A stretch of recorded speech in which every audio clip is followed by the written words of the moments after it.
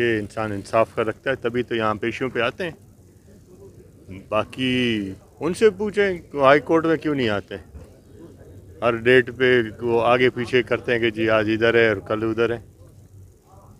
جب ایک فرد جرم عائد ہونے پہ اسٹے ہوا ہے، ایک فرد جرم عائد ہونے پہ اسٹے ہوا ہے، تو وہ جب آ کے ہائی کورٹ میں جا کے اس کو ریلیف کریں گے تبھی یہ کیس یہاں آگے بڑھے گا.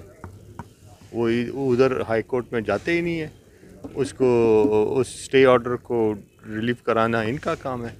ادھر جا کے ہائی کورٹ میں یہ آئیں گے، بیٹھیں گے. یہ 5 حاضریاں ہو چکی ہیں 5 مہینے میں. ان 5 مہینوں میں ابھی تک انہوں نے 5 حاضریوں میں 1 حاضری پہ آ کے اپنا جمع کیا ہے وکالت نامہ.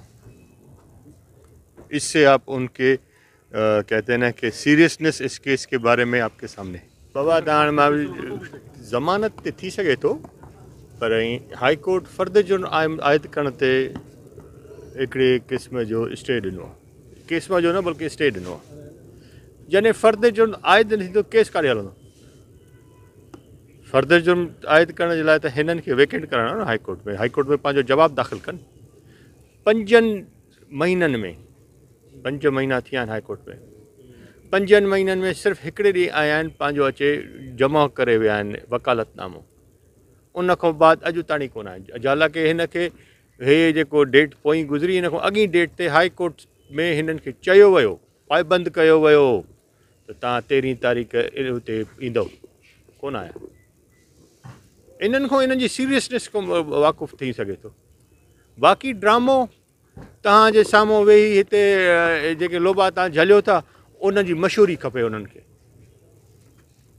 اساں پہریں ڈींहं کو چون تھا ته هيڪ منشيات فروشن. جंहिं ॾींहं کو اساं हिननि खे منشيات فروشی کو हिन जे ख़िलाफ़ हिननि जे वापार जे ख़िलाफ़ लिखियो मथे उन ॾींहं खां पोइ हिननि असां सां इहा दुश्मनी कई.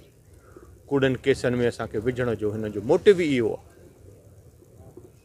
चवंदासीं तुमंदार पाण वटे पियो जंहिं ॾींहुं असांजा इस्तक़बाल कंदा उन महिल तुमंदार खे यादि कोन हो तुमंदारी काउंसिल. हिकिड़ो कूड़ो ड्रामो जेको हिननि सॼी उमिरि रचायो आहे.